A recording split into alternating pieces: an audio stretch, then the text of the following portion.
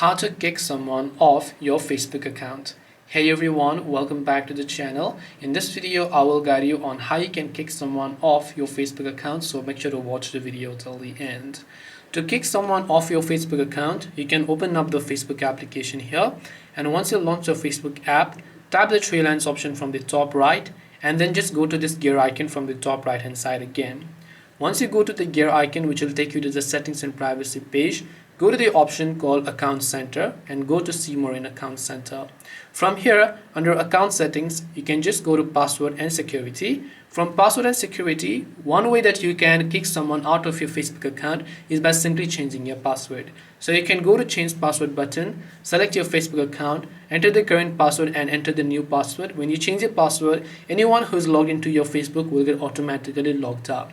But if you also want to review the devices manually, just in case, you can go to the Where You Are Logged In section, and then you will select your Facebook account, and here you will be able to see a list of devices currently logged into your Facebook account. And now that's quite a handful of devices. What you have to do is just select a certain device that you want to remove from your account, tap on logout option, tap on logout, and those devices from where your Facebook account was logged in will get successfully kicked out of your account.